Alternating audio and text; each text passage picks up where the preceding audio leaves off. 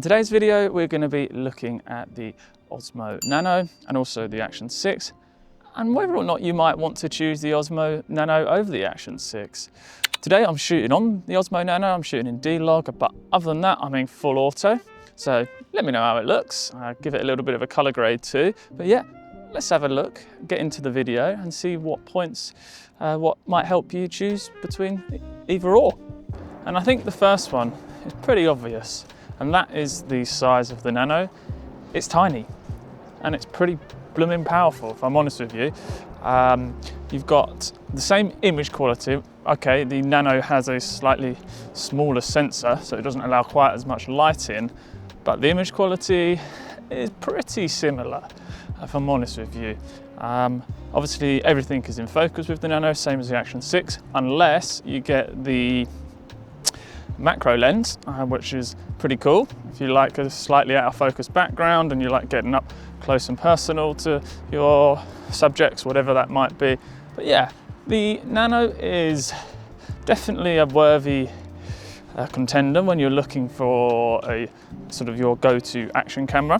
The Nano is extremely versatile. You can pretty much attach it anywhere where there's a magnetized surface or somewhere where you can stick a magnet to, and yeah, it's just super versatile. You can get quite interesting POV shots as well if you use the pendant. I'm shooting on the Nano now. The pendant also attached to my keys, but yeah, if you use the pendant you can have it as just on your chest and then get interesting POV shots, something you can't really do without buying extra accessories for the Action 6. Plus the Action 6 is pretty bulky if you've got a chest strap on or one of those sort of neck strap things. But yeah, big plus there for the Osmo Nano. The Nano is extremely discreet, so if you've got it in public and you're slightly concerned about, I don't know, vlogging in public or just for your safety of your personal belongings, can't get my words out, belongings, then the Nano is pretty discreet when you compare it to the Action 6. Yeah, especially when you've got it on the pendant, the magnet pendant, you can hardly see it, especially if you're wearing black clothing or something like that. It's extremely discreet, which is pretty cool and something that's probably on quite a lot of people's minds, especially here in London.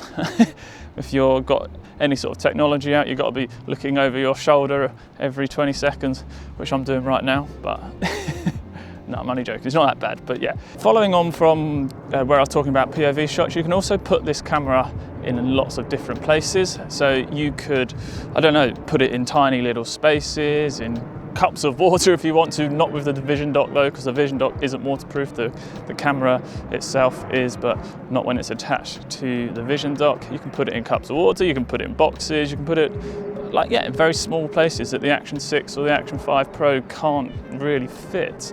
But yeah, so that's pretty cool, and you can get some quite unique shots there if you know what you're doing, or you've got sort of some shots in mind that you'd like to try out. But yeah, it does fit in relatively small places compared to its bigger counterpart, the Action 5 or the Action 6. One thing you can do with the Nano, as it comes with the Vision Dock, which separates from the main camera device itself, is you can use it as almost like a monitor, which you can't do on the Action 5 or the Action 6. So yeah, that's a really nice to have there, especially if you want to compose shots slightly differently and you're not sure how it looks because the camera is so far away and you can't obviously see what's on the screen. With the Action 6, you can attach it to, I don't know, let's say a wall or a pipe or somewhere, or a lamppost, anything that allows a magnet to attach to it.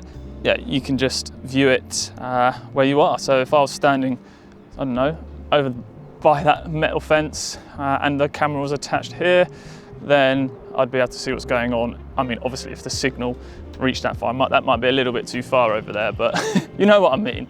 I don't need to get into the details of it, but yeah, the Nano certainly has a cool feature where you can sort of monitor whatever your camera sees pretty much. I think one of the biggest benefits of the Nano is its price compared to the Action 6, the new Action 6 that's released.